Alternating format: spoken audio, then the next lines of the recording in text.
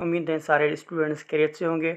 सबसे पहले मैं माज़रत चाहता हूँ कि मैं 2-4 दिन वीडियोस ना रिकॉर्ड कर पाया।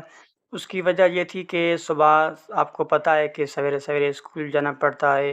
सुबह से स्कूल, अकेडमी और फिर ट्यूशन और उसके बाद जाके मैं मगरिब के टाइम फ्री होता हूँ।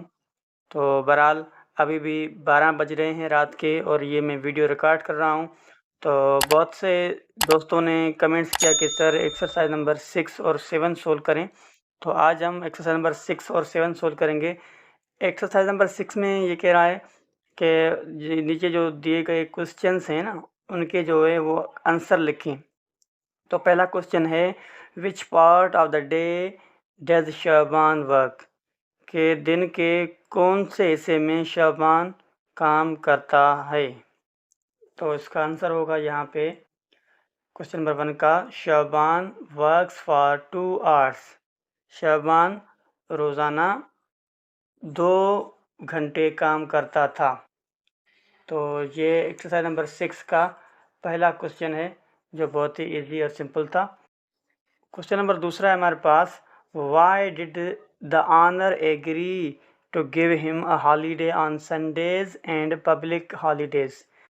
ये कह रहा है कि क्यों जो दुकानदार का मालिक था वो राज़ी हो गया पब्लिक डे अवामी दिनों पर और जो संडेज थे उन पर कि शाबान को छुट्टी दी जाए।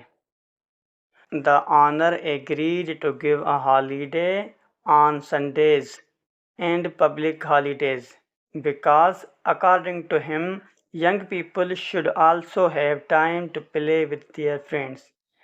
जो दुकानदार का मालिक था वो इसलिए राज़ी हो गया अवामी दिनों पे और संडेज पे छुट्टी देने के लिए क्योंकि वो उसके मुताबिक नौजवान आदमियों को अपने दोस्तों के साथ खेलने के लिए टाइम देना चाहिए।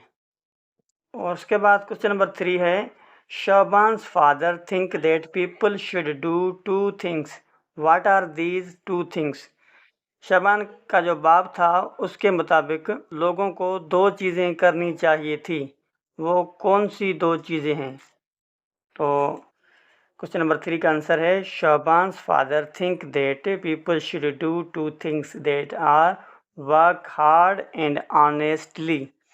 यानी शाबान का जो बाप था उसने लोगों को जो 2 चीज़ें बताई वो एक थी कि वर्क हार्ड यानी सख्त मेहनत करना और दूसरी चीज़ थी ऑनेस्टली यानी ईमानदारी से काम करना। ठीक है, तो ये क्वेश्चन नंबर 3 का आंसर हमारे पास सोल्व हो गया। और उसके बाद देखते हैं question number 4, why is his grandmother upset? क्यों उसकी दादी परेशान थी? तो क्वेश्चन नंबर 4 में है, his grandmother is upset with Shaban's parents for making him work in early as.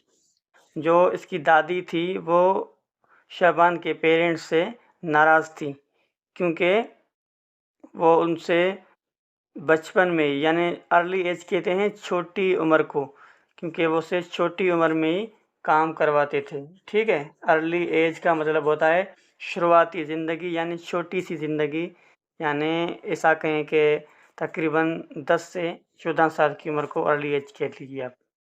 Question number 5 है, what does he say about the yogurt? वो दही के बाबत क्या कहता है? क्वेश्चन नंबर 5 का आंसर होगा, he says I am learning how to set yogurt in a clay pot, so I will be able to make yogurt for my family very soon। उसने कहा था कि मैं जल्दी दही बनाना सीख जाऊंगा। एक क्ले पॉट कहते हैं, मिट्टी का जो बर्तन होता है उसे क्ले पॉट कहते हैं। मिट्टी के बर्तन में जल्दी मैं दही बनाना सीख जाऊंगा, इसलिए मैं काबिल हो जाऊंगा मेरे ख़ानदान के लिए जल्दी दही बनाने के लिए। ठीक है, तो ये क्वेश्चन नंबर 5 का आंसर था।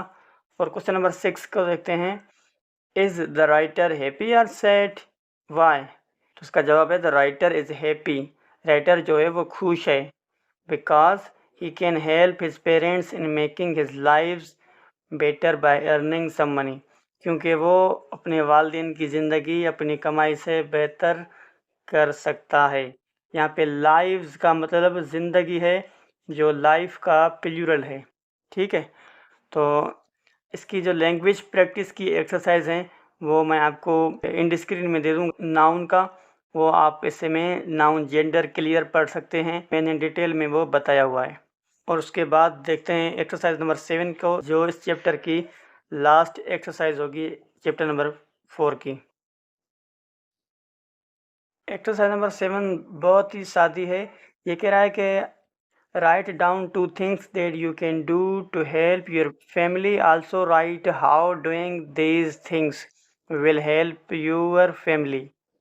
ये कह रहा है कि आप अपने ख़ानदान के लिए कौन सी 2 चीज़ें कर सकते हैं और वो कैसे करेंगे उसे आप लिखें। तो मैंने ऑलरेडी ये लिख दी हैं, बहुत ही इजी क्वेश्चन था।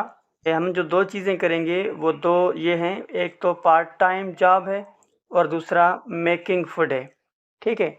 तो उसका दूसरा सवाल ये था, एक ही सवाल में दूसरा पार्ट ये था कि आप कैसे उसे यूज़ करेंगे। तो part time job will earn money to help my family. जो मेरा पार्ट टाइम जॉब होगा उससे मैं पैसे कमाकर अपने ख़ानदान की मदद करूँगा। And earning to make food will help my family at the time of need. और जो कमाई होगी मेरी उससे खाना खरीदने में मदद करूँगा मेरे ख़ानदान की मुश्किल वक्त में या ज़रूरत के वक्त में। यहाँ पे जो नीड लफ्ज़ इस्तेमाल हुआ है उसका मतलब होता है कि ज़रूरत। अगर आपको किसी भी चीज़ की ज़रूरत होगी तो आप वहाँ नीड का इस्तेमाल करेंगे। ओके, आई होप आपको ये वीडियो अच्छी लगी होगी। अगर वीडियो अच्छी लगे तो वीडियो को लाइक करें, हमारे चैनल को सब्सक्राइब करें और इंशाल्लाह नेक्स्ट वीडियो में हम चैप्टर नंबर 5 को सोल्व करेंगे।